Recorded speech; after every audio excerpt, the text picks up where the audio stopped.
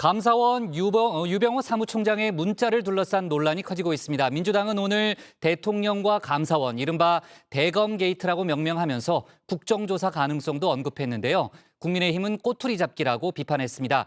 공무원 유족들은 오늘 문재인 전 대통령을 고발하기도 했는데 관련 소식을 유한울 체커가 정리했습니다. 네, 5시 하면 다정회, 정혜연들의 뉴스 큐레이터 울체커입니다. 금요일의 뉴스픽5 바로 시작하겠습니다.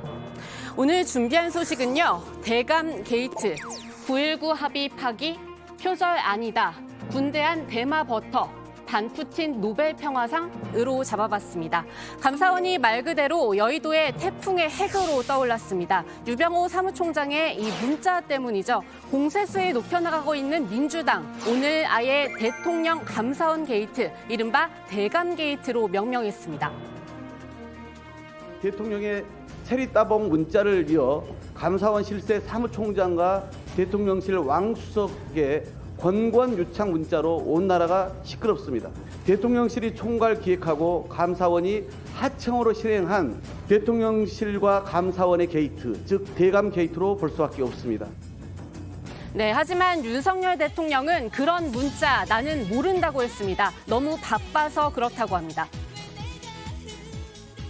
무슨 문자가 나왔다는 건 좀 정확히 좀 파악을 해보겠습니다만은 제가 어제 기사를 얼핏 보기에는 역시 그것도 하나의 정부의 구성이기 때문에 어차피 감사원의 그 직무상 독립성이라는 거는 철저한 감사를 위해서 보장되는 장치이기 때문에 그 정도 관여할 만큼의 시간적 여유도 저는 없는 것으로 생각합니다.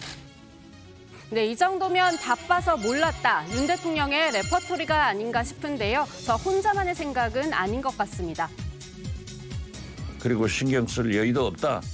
나 뭐가 그렇게 바빠서 뭐 무슨 말씀만 하면은 당무에도 그랬잖아요. 예. 국민의힘에 대해서도 내가 당무 신경 쓸 여유가 없다. 시간이 없다. 겨를이 없다. 겨를이 없다. 그러시면서 체리 따방 보내고.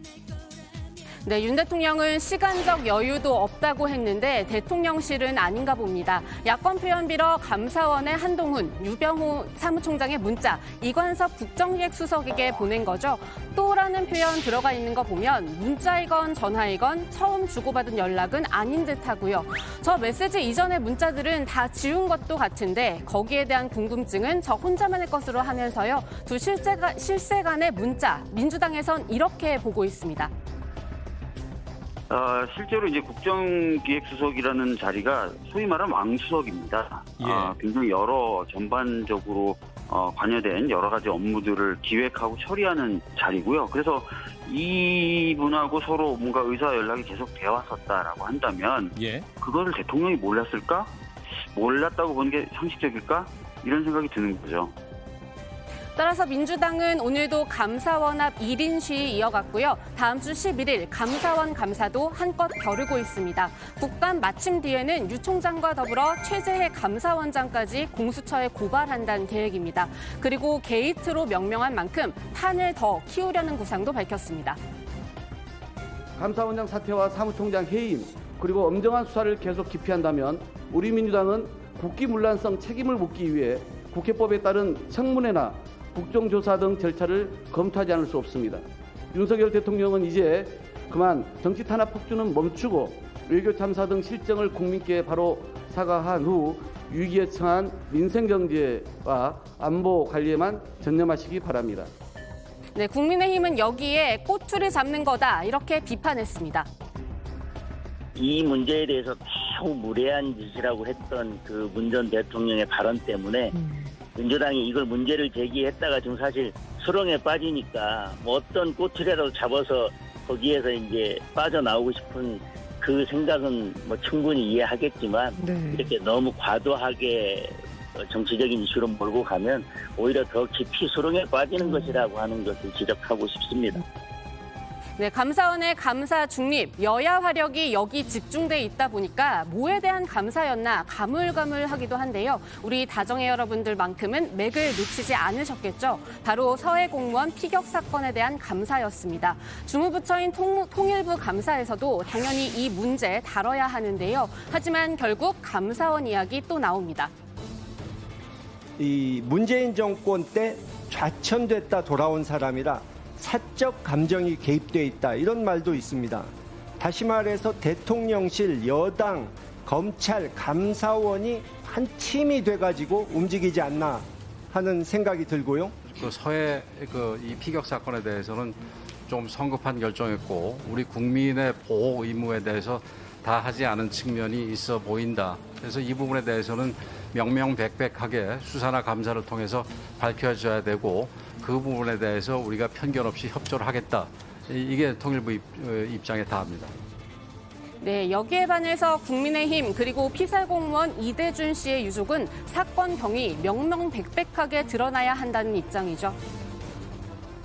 서해 피살 공무원 피살 사건이라든가 탈북어민 강제 납부 사건을 보면은 당사자가 납득을 했는데 가족이 납득을 했는데 이거를 중단해서는 안 되지 않습니까? 가족들의 여러 가지 문제를 고려해서 이거는 할 수밖에 없는 그런 상황이기 때문에 그건 그때로 제대로 나가야 된다고 생각이 됩니다. 그런데 여기서 유족 마음에 불을 지르는 발언이 등장했습니다. 이 씨가 사건 당시 몸담았던 해수부 국감장이었었는데요. 이 씨한테 왜 해수부장 치러졌느냐 질문하면서 문제의 표현들 나옵니다. 그러니까 실족사된 증거는 없는 거고 이분이 돌아가신 건 분명한데 그렇다면 만약 실족사하지 않고 고의로 이렇다 했다면 어떻게 되는 거예요? 이걸 해수부장 대상자가 됩니까 안 됩니까?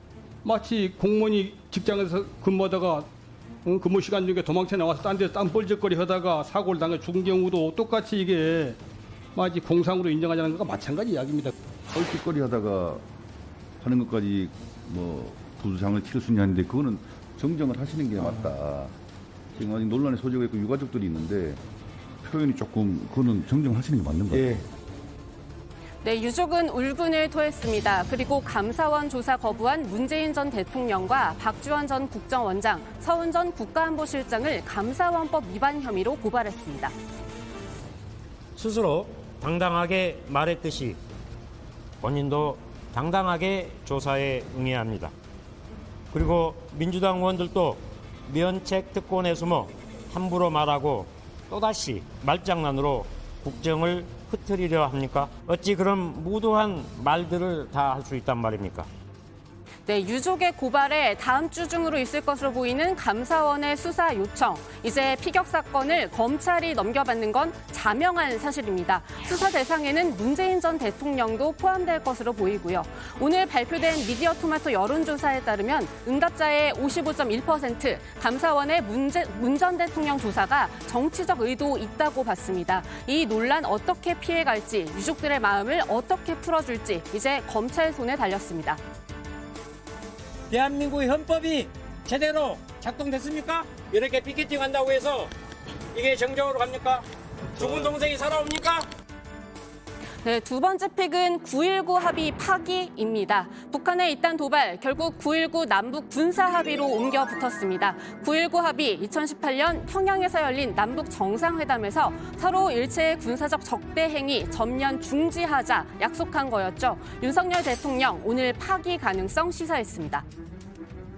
그 안보협력 3개국이 외교부 또 안보실 이런 다양한 채널들을 가동을 해서 거기에 대한 대응 방안을 아주 차근차근 준비를 해나가고 있습니다.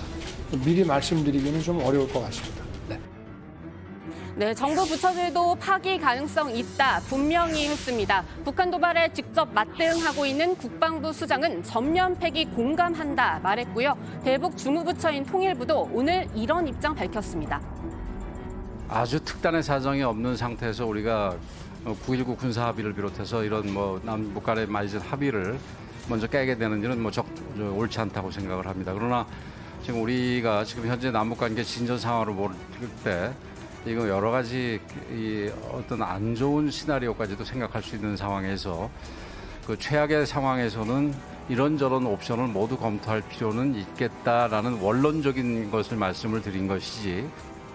네, 권 장관은 합의 백지화를 검토하는 건 아니라고 했습니다. 하지만 북한이 7차 핵실험을 강행할 경우 결국 9.19 합의 파기라는 건널 수 없는 강 건너게 될 거란 전망 나옵니다. 서로에 대한 적대 행위, 예를 들어 대북 정찰이나 화력 강화가 우리 군으로서도 가능해지는 건데요. 그야말로 전면적인 대치, 경색 국면에 들어가는 거죠.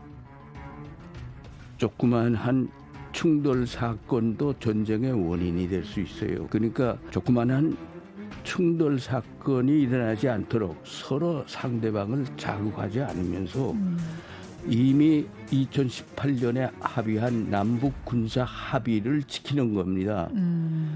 우리도 지키겠다고 이 정부가 예. 공개적으로 선언을 하고 예.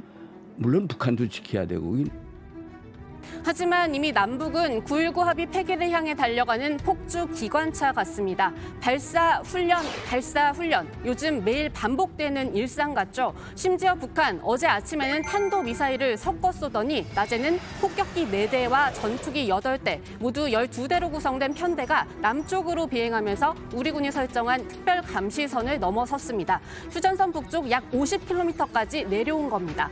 이 8년 전 이 훈련 장면과 비교하면 격세지감이라고 해야 할까요? 오버 비행 훈련장에서 진행하는 훈련을 보시면서 경의하는 최고 사령관 동지께서는 세년도 전투정치 훈련 실태를 구체적으로 요해하셨습니다.